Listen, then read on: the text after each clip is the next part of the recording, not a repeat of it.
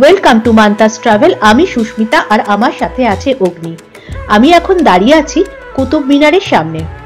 কুতুব মিনারে আসতে গেলে নিয়ারেস্ট মেট্রো স্টেশন হচ্ছে সাকেট মেট্রো স্টেশন আর ছত্তরপুর মেট্রো স্টেশন। এখানে ঢোকার এন্ট্রি ফি হচ্ছে ইন্ডিয়ানদের জন্য 35 টাকা, ফরেন ভিজিটারদের জন্য 550 টাকা। স্টিল আর ভিডিও ক্যামেরার জন্য লাগবে 25 টাকা টিকিট। কুতুব মিনার খোলা থাকে সকাল 7টা থেকে বিকেল 5টা পর্যন্ত। কুতুব মিনার ঘুরতে ঘুরতেই তোমাদের কুতুব মিনার নির্মাণের গল্পটা করি। মোহাম্মদ ঘুরি তিনি পৃথ্বীরাজ চৌহানের সাথে যুদ্ধে তাকে পরাজিত করেন এবং দিল্লি অধিকার করেন। সেটা হচ্ছে 1192 খ্রিস্ট। এরপর মোহাম্মদ ঘুরি যখন আফগানিস্তানে ফিরে যান তখন তিনি তার দাস কুতুবউদ্দিনকে এই অঞ্চল শাসন করতে দিয়ে যান।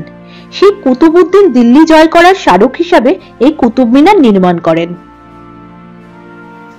কুতুব মিনারের হাইট হচ্ছে 238 ফুট আর নিচের যে অংশটা আছে তার যে বের আছে সেটা হচ্ছে 47 ফুট আর একদম ওপরের অংশটা সেটা হচ্ছে 9 ফুট। এই কুতুব মিনার পাথর দিয়ে তৈরি সারা পৃথিবীতে সর্বোচ্চ মিনার।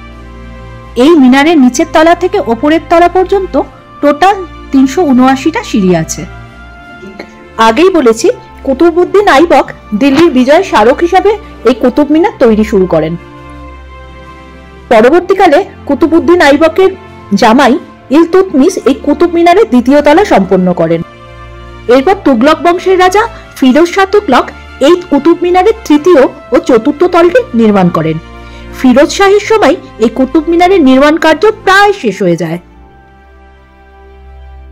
এরপর আসে খিলজি রাজবংশ। খিলজি রাজবংশের আলাউদ্দিন খিলজি এই কুতুব মিনারের চারিধারের চত্বরটা খুব সুন্দর করে সাজিয়ে তুলেছিলেন এবং ফিরোজ শাহ তুগলক পর্যন্ত কুতুব মিনারের যে অংশটা সম্পূর্ণ হয়েছিল ঠিক এরপরই একটা বিপর্যয় হয়। সেটা হচ্ছে 1505 সালের একটা ভূমিকম্প হয় দিল্লিতে। তখন কুতুব মিনার খুবভাবে ক্ষতিগ্রস্ত হয়। ততক্ষণে খিলজি রাজবংশের পরেই দিল্লিতে চলে আসে লোদি রাজবংশ। সেই লোদি রাজবংশের সিকান্দার লোদি এই কুতুব মিনারকে সুন্দরভাবে মেরামত করেন।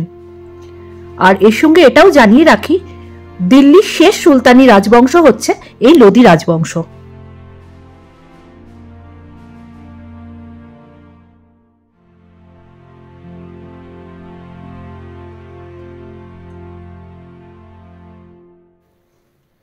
কুতুব মিনারের পাশে এই যে জায়গাটা দেখতে পাচ্ছ এটা হচ্ছে কুতুব মসজিদ প্রাঙ্গণ।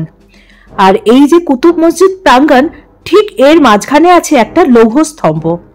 এই যে লৌহ স্তম্ভ এটি 4র্থ শতাব্দীর তৈরি এবং মনে করা হয় গুপ্ত সম্রাট দ্বিতীয় চন্দ্রগুপ্তের সময় এই লৌহ স্তম্ভ। এই লৌহ স্তম্ভটিকে এখানে নিয়ে এসেছিলেন কোনো মুসলিম শাসক নয়, কিন্তু এটিকে এখানে নিয়ে এসেছিলেন তোমার ডাইনেস্টিকের অঙ্গন পাল। এই লৌহ স্তম্ভটির গায়ে ব্রাহ্মী লিপিতে বিভিন্ন বিষয় লেখা আছে।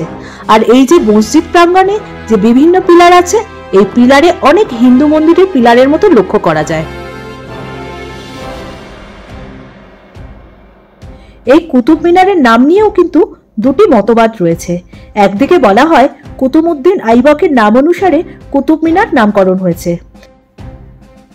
আবার অনেকে বলেন যে একজন সুফি সাধক হযরত কুতুবউদ্দিন বখতিয়ার কাফির নাম অনুসারে এই কুতুব মিনার নামকরণ হয়েছে।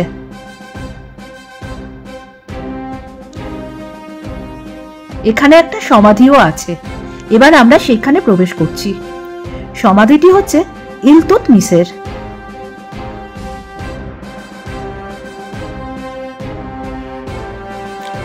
বুঝতেই পারছো কুতুব মিনারের সাথে দিল্লি সুলতানি রাজবংশের বিরাট একটা ইতিহাস জড়িয়ে আছে।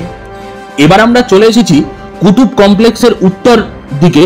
এই উত্তরে এখানে যে মিনারটা দেখতে পাচ্ছি এটার নাম হচ্ছে আলাই মিনার।